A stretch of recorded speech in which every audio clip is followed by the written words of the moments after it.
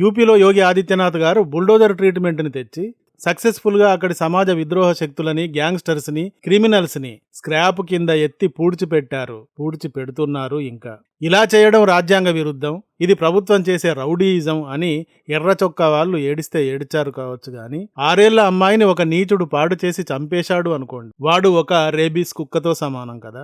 మరి వాడిని అలాగే వదిలేసి ఆ రేబీస్ తో వాడు అలాగే ఎందరినో చంపుతాడు. కాబట్టి అలాంటి వారిపైన బుల్డోజర్ ని ఎక్కిస్తే రౌడీయిజం ఎలా అవుతుంది? సో యోగి గారు ఎర్ర చొక్కాల ఏడుపు, ప్రతిపక్షాల నీలుగుడలను ఎంత మాత్రం పట్టించుకోకుండా బుల్డోజర్ తో యూపీ మురుగును మొత్తం క్లీన్ చేసేస్తున్నారు. విషయం ఏమిటి అంటే ఇప్పుడు యూపీ నుండి 227 బుల్డోజర్లు అర్జెంటుగా వెస్ట్ బెంగాల్ కి ట్రాన్స్పోర్ట్ అవుతున్నాయి. అఫ్ కోర్స్ హింసా రాజకీయాలతో కుళ్ళిపోయిన బెంగాలు లాంటి ప్రాంతానికి 224 బుల్డోజర్స్ ఏ మూలకి సరిపోతాయి అంటారేమో. బట్ ఇది మొదటి దఫా మాత్రమే. దీని తర్వాత దఫాలుగా బుల్డోజర్స్ ఇంకా బెంగాల్ కి దిగుమతులు అవుతూనే ఉంటాయి. తప్పదు. ఎందుకంటే ఎప్పుడైతే ధర్మం తరిగిపోతుందో, అధర్మం పెరుగుతుందో అప్పుడు సజ్జనులను రక్షించడానికి, దుష్టులను నాశనం చేయడానికి తప్పదు కదా. మరి బెంగాలులో తాజాగా ఒక హత్య జరిగింది. సాక్షాత్ బెంగాల్ కి నెక్స్ట్ సీఎం కాబోతున్న సువేందు అధికారి పర్సనల్ సెక్రటరీ హత్య చేయబడ్డాడు. ఆయన పేరు చంద్రనాథ్ రథ్.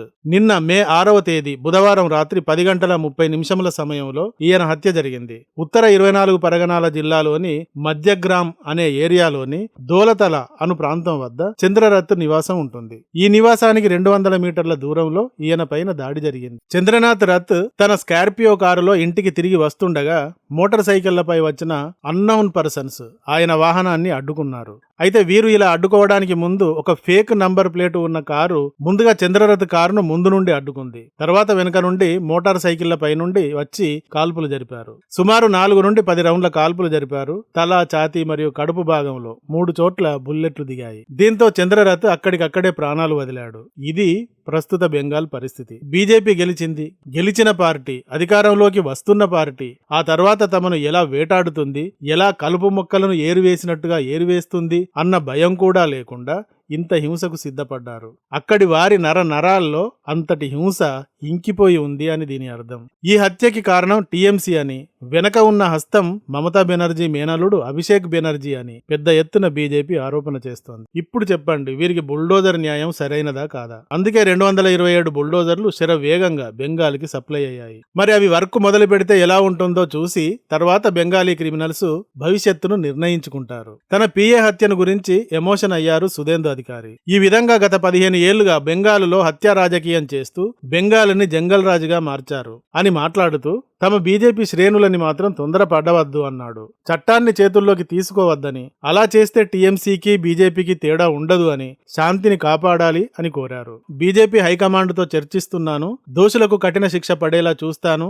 ఇక్కడ కూడా యూపీ సీఎం యోగి ఆదిత్యనాథ్ గారి తరహా కఠిన నిర్ణయాలు అంటే బుల్డోజర్ న్యాయం లాంటివి అవసరమని నేను భావిస్తున్నాను అన్నారు. సువేందు అధికారి యొక్క పిఏని చంపడం వెనక ఉన్నది ఎవరు? వారి వ్యూహం ఏమిటి అంటే బీజేపీ ఆరోపణల ప్రకారం స్కార్పియోలో సువేందు అధికారి కూడా ఉన్నాడు అని హంతకులు అనుకుని ఉంటారు. ఆయనను హత్య చేయాలి అనుకున్నారు, కానీ ఆయన అందులో లేకపోవడంతో పిఏని చంపారు. బీజేపీ 208 సీట్ల భారీ మెజారిటీతో గెలిచిన తర్వాత ఎన్ని హత్యలు ఈ విధంగా చేసినా జరిగేదేముంటుంది అంటే దీని వెనక టీఎంసీ గూండాల పెద్ద స్కెచ్ ఉంది. ఈ గూండాల నాయకుడు మమతా బెనర్జీ అల్లుడు అభిషేక్ బెనర్జీ పెద్ద స్కెచ్చే వేశాడు అంటున్నారు.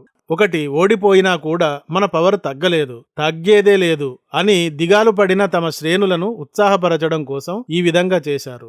2, నెక్స్ట్ సీఎం సువేందు అధికారి ఆ స్థాయి వ్యక్తిని లేపేస్తే రాష్ట్రం అల్లకల్లోలం అవుతుంది. ఇలాంటి మరికొన్ని హత్యలు గనక చేసి అల్లర్లను చల్లారనివ్వకుండా చూస్తే రాష్ట్రంలో రాష్ట్రపతి పాలన వస్తుంది, జరిగిన ఎలక్షన్స్ రద్దవుతాయి అనే అతిపెద్ద పిల్లాబచ్చ స్కెచ్ కూడా ఉంది. బీజేపీ దీనంతటికీ కారణంగా అభిషేక్ బెనర్జీని చూపిస్తోంది. మేనత్త అధికారాన్ని చూసుకుని, అక్కడి ముస్లిం సామాజిక బలం చూసుకుని అది శాశ్వతం అని భావించి పూర్వకాలంలోని గ్రీకు, రోము రాజుల్లాగా నేనే దేవుడిని లెవెల్లో మద మాత్సర్యాలను నింపుకున్నాడు బెనర్జీ.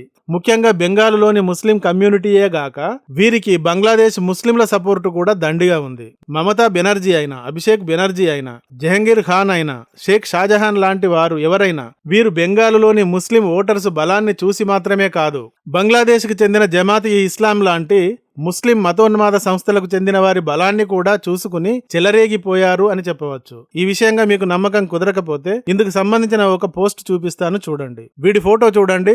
వీడి పేరు మొహమ్మద్ నూరుల్ హుడా. వీడు బంగ్లాదేశ్ కి చెందిన జమాత్ లీడరు. బెంగాలులో మన 4వ తేదీన మమతా బెనర్జీ ఓటమి పూర్తయిన తర్వాత వీడు ఏం మాట్లాడాడో చూడండి. ఢిల్లీపై యుద్ధం ప్రకటించాలి. మమతా బెనర్జీ అట ఢిల్లీ పైన యుద్ధం ప్రకటించాలి అట. ఆ విధంగా అంటున్నాడు. ఢిల్లీపై యుద్ధం ప్రకటించాలి, పశ్చిమ బెంగాల్ని స్వతంత్ర దేశంగా ప్రకటించాలి. ఒకవేళ మీరు ఇలా యుద్ధం ప్రారంభిస్తే బంగ్లాదేశ్ లోని 17 కోట్ల మంది ముస్లింలు మీకు మద్దతుగా నిలుస్తారు అంటూ మమతా బెనర్జీని కోరుతూ పోస్టు చేశాడు. భారతదేశం ముక్కలు చెక్కలు కావాలి, బెంగాల్ భారతం నుండి విడిపోవాలి, 7 ఈస్ట్ స్టేట్స్ విడిపోవాలి అని పాకిస్తాన్, బంగ్లాదేశ్లు నిరంతరం కుట్రలు చేస్తున్న విషయం మనకు తెలిసిందే. మనకేంటి, ప్రతి ఒక్కరికి తెలిసిందే.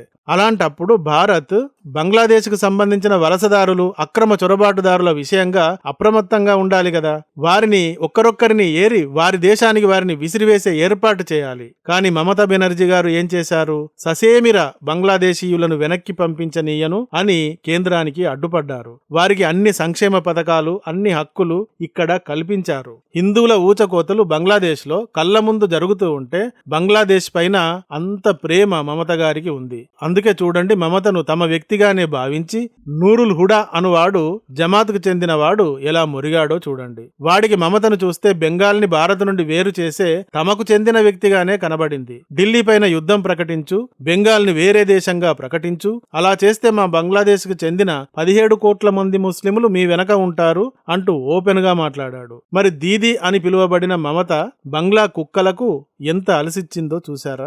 మమతా బెనర్జీయే అంటే ఈమె మేనల్లుడొకడు అభిషేక్ బెనర్జీ అనేవాడు. ఇతడు మొత్తం గూండాగిరి అంతటికీ నాయకత్వం వహించాడు. అమిత్ షా గారి పైన, బీజేపీ పైన, కేంద్ర ప్రభుత్వం పైన ఓపెన్ ఛాలెంజ్లు, బెదిరింపులు విసిరాడు. మళ్లీ మేమే గెలుస్తాం, గెలిచాక మీకుంటుంది చూడండి అని బెదిరించాడు. వీడు 2026 ఏప్రిల్లో హరింఘాట్ అండ్ అరాంబాగ్ అను ప్రాంతాల్లో జరిగిన ఎన్నికల ప్రచార సభలో పోయినసారి నేను ఎక్కువ కాన్సన్ట్రేట్ చేయలేదు, అందువల్ల మీరు బతికిపోయారు, తప్పించుకున్నారు, కానీ ఈసారి నేను స్వయంగా బాధ్యత తీసుకుంటాను. మే 4వ తేదీ మధ్యాహ్నం 12 గంటల తర్వాత జల్లదులకు ఎంత శక్తి ఉందో చూస్తాను, ఢిల్లీ నుండి ఏ అయ్య వచ్చి మిమ్మలను కాపాడతాడో చూస్తాను అంటూ బహిరంగ సభలోనే బీజేపీ వారికి వార్నింగ్ ఇచ్చాడు. అలాగే మే 3వ తేదీన ఫాల్దా ప్రాంతంలో రీపోలింగ్ సందర్భంగా భారత్ యూనియన్ మొత్తానికి నేను సవాలు విసురుతున్నాను, 10 జన్మలు ఎత్తిన ఫాల్దాలో తృణమూల్ను ఓడించలేరు అన్నాడు.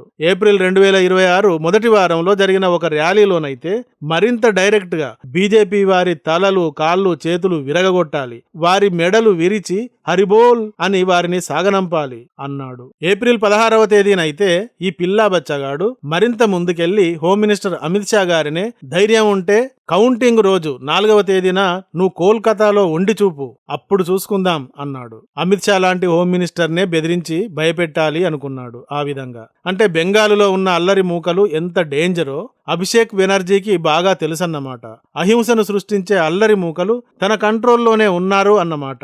అందుకే అమిత్ షానే ఆ విధంగా బెదిరించాడు. ఇలా మేనత్త అధికారం, తిరుగులేని అధికారం, బంగ్లాదేశ్ ముస్లిం లోకల్ ముస్లింల బలం చూసుకుని తెగ రెచ్చిపోయాడు. ఇతడి అనుయాయులు, ఇతనికి బ్యాచ్ గా పనిచేసిన వారు ఇప్పుడు పైజామాలు తడుపుకుంటున్నారు. అందుకే భయపడుతున్న తమ క్యాడర్ కి ధైర్యాన్ని కల్పించడానికి సువేందు అధికారి పిఏని హత్య చేశారు. దీనిని తమ బలంగా ప్రదర్శించారు అన్నది BJP claim. So BJP Abhishek బెనర్జీని గట్టిగా క్లెయిమ్ చేస్తోంది. బీజేపీ అండ్ సువేందు అధికారి బీజేపీ శ్రేణులను ఇప్పుడు శాంతంగా ఉండాలి అని కోరారు. యూపీలో యోగి గారి లాంటి కఠిన నిర్ణయాలు తీసుకుంటాం త్వరలో అన్నారు. దీనికి తగిన విధంగానే 227 బుల్డోజర్లు బెంగాల్లోకి దిగాయి. టీఎంసీ లాగా బీజేపీ గుండాగర్ది, వ్యక్తిగత హింస రాజకీయాలు చేయదు.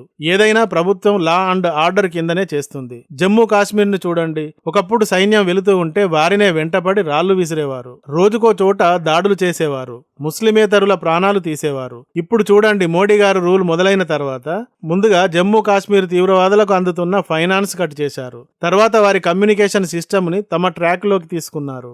మిలిటరీని అక్కడ భారీగా దింపి వారికి ఫ్రీ హ్యాండ్ ఇచ్చారు. దీంతో దీంతో జమ్మూ కాశ్మీర్లో హింస ఆగి ఇండస్ట్రీస్ మొదలయ్యాయి. అలానే యూపీలో యోగి మహారాజ్ ఎన్ని వేల మంది కిరాతకులకు హంతకులకు విముక్తి కలిగించారో చెప్పలేం. పోయిన వారి ఆనవాళ్లు కూడా ఉండకూడదని బుల్డోజర్లతో వారి గుర్తులను కూడా నేలమట్టం చేసేస్తున్నారు. మరి అదే బీజేపీ బెంగాలులో తిరుగులేని ఆధిక్యతతో 208 సీట్లతో గెలిచింది. సో బెంగాలులో హింసను సృష్టించాలి, ఆందోళనలతో అల్లకల్లోలం చేసి ప్రభుత్వం ఏర్పడకుండా చూడాలి అంటే కుదరదు. పడగొట్టే వారిని ఆనవాళ్లు లేకుండా పడగొట్టడానికి బుల్డోజర్లు దిగుతాయి, ఆల్రెడీ దిగాయి అని బీజేపీ శ్రేణులు అంటున్నాయి. ఈ వీడియో గానీ నచ్చితే ఒక లైక్ ఇవ్వండి. అలాగే ఇంతవరకు మా ఛానల్ కి సబ్స్క్రైబ్ చేసుకున్నట్టయితే వెంటనే సబ్స్క్రైబ్ చేసుకోండి. ఇలాంటి వీడియోల నోటిఫికేషన్స్ కొరకు బెల్ ఐకాన్ని కూడా క్లిక్ చేయండి. Thank you for watching. జై హింద్, జై భారత్.